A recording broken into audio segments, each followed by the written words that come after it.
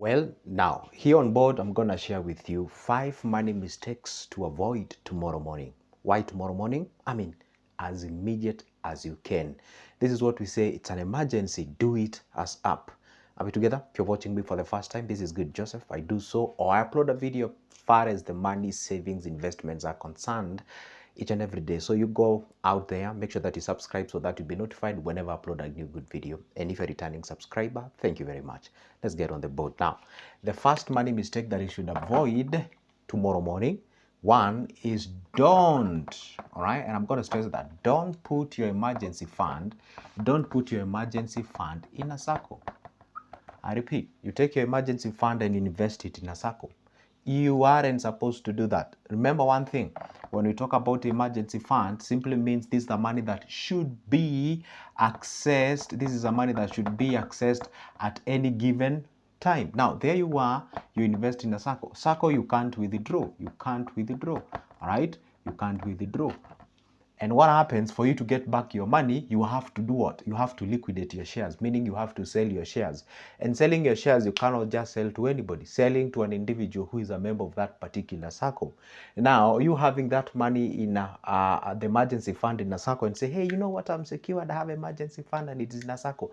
At what frequency can you be able to withdraw that money? Quote unquote. You can't access that money. And the emergency don't wait. They need money right now within a snap of a finger.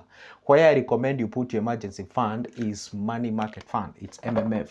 Why MMF? Because of its nature. You can access your money at any given time. You can top up at any given time and such kind of a thing.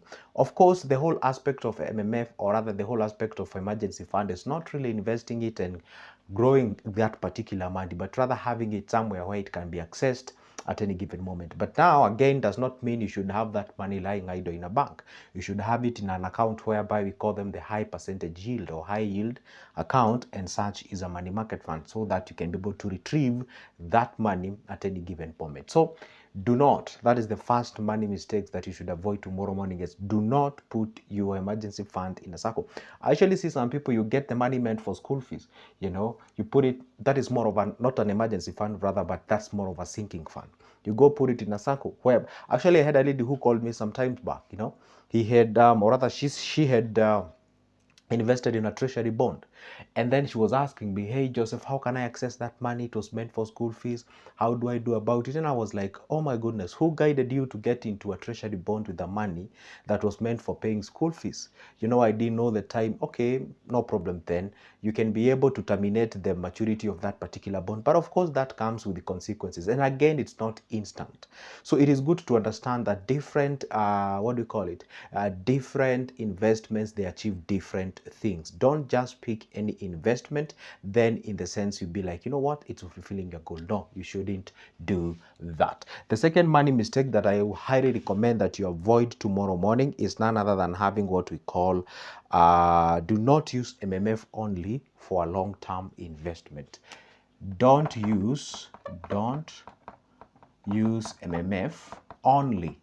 I did not say do not use MMF. I said do not use MMF only, or as a single investment option that you have for your long term.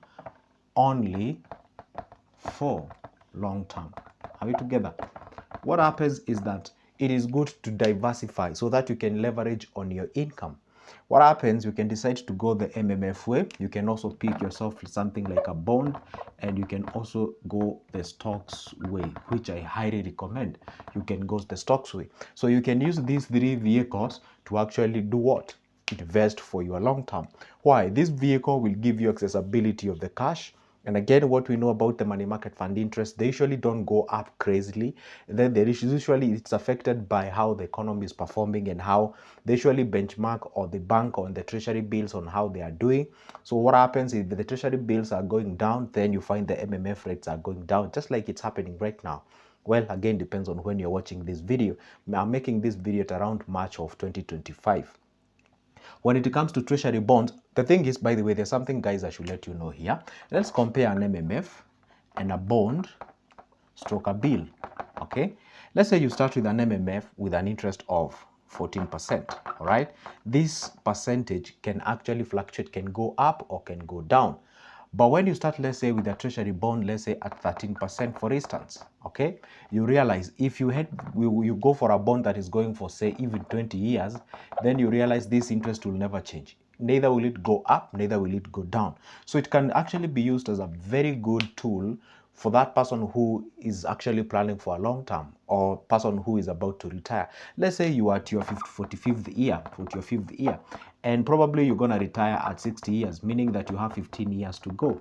And then you're like, you know what, I have some lump sum here, or you have some kind of windfall or something, or maybe your savings, and you don't want to play around with this money, because for God's sake, that money is meant for what? It's meant for an investment, it's meant for a retirement. So you can take that cash and put it in a treasury bond that even goes for 20 years, for 15 years, or what have you.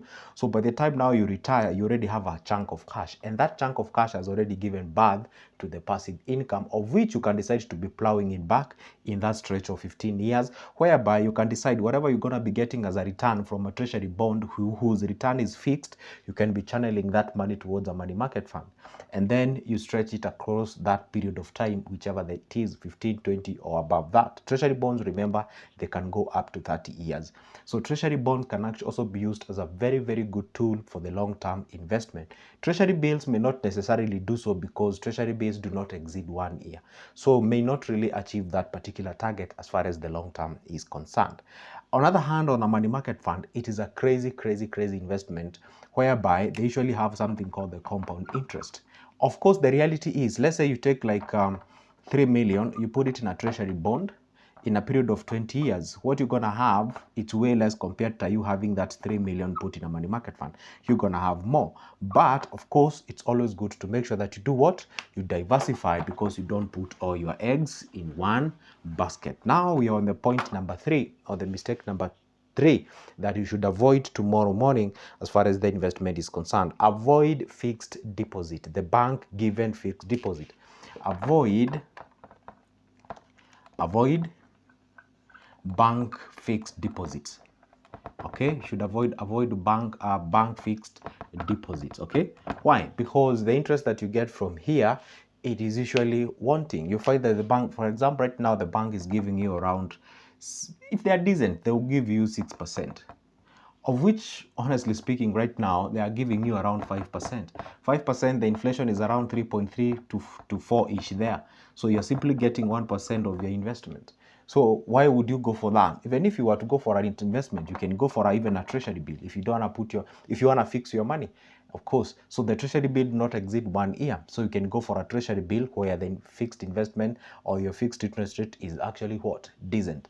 But of course, well, again, the treasury bill right now, if you go for a whole year, it is giving you around 10-ish% there. 10-ish%, that's what you're gonna get on a treasury bill. Or you can simply choose go the money market fund way. At least or you can go for something called the FIF, that is fixed investment fund. Or you can even go for fixed investment fund. That will give you a little bit of higher returns. Even the banks, most of them, they have this FIF, but they rarely tell you that that FIF is actually available. So I would highly recommend that you can go for that, so that you can leverage on the percentage. So avoid that fixed deposit, as far as the bank is concerned. Only if maybe, let's say, you want to purchase something and you want to use the bank for them to finance you, and yeah, I'm saying this because it's a trick that you can actually use. Let's say you want to buy something, so you can take a certain amount of money fixed in a bank and actually be used as a security. Then you can let the bank say you want to buy a car or maybe a certain asset. Then you can have the bank, finance you on that. Then the returns that you're getting from the fixed deposit, well, may not necessarily catch up with how much you need to be paid or you need to pay each and every month, but at least that money is actually functioning as a security instead of just going and committing that money lying idle there. So that money is actually earning you interest as you work towards paying that particular loan. Then you can also you can use that fixed deposit. But either way, I don't think fixed deposit is that decent. You even rather have that money in an MMF because you're gonna get a bit return. So for me here, it's not really an area to go as far as the 2025 is concerned. So it's not that decent in terms of the return. And of course, returns here, we are highly motivated by the returns there that they give, which is not that, what do you call, It's not that decent. Number 4, of course, this one we might actually have some rough time with some people. Just avoid merry-go-round, just avoid merry-go-round. There are these things called the merry-go-round. There is nothing wrong. They actually did merry-go-round. Go round. Now, they have done what they were supposed to do anyway, but right now I think it's high time that people think of something else which can actually help you, to grow yourself to the next level. Therefore, when you talk about merry-go-round, this is a situation whereby it's actually a table banking kind of, we have like 10 people seated somewhere, then they decide, hey, we're going to be contributing, say, 1,000 shilling in a week, or whichever the amount of money, or whichever the currency it is, depends on where you're watching me from. Then you'll be like, you know what, we are 10 of us. So each and every week, we all come with 10 shillings or something. And then after that, then that money that we collect, then we can be able to give it to somebody else. That person is given, then you have like 10 weeks to go around, all of you. So that does not cushion you from inflation. That money does not earn any interest. Probably that money at the end of the day, you're gonna consume it. So I would highly recommend, you can actually still just have the same formation of a group, but now take it to a notch higher. Register that particular group. You can even register it as a company. Then after that, then you can be able to go ahead and open an account, a high yield account, and you can be able to depositing money there.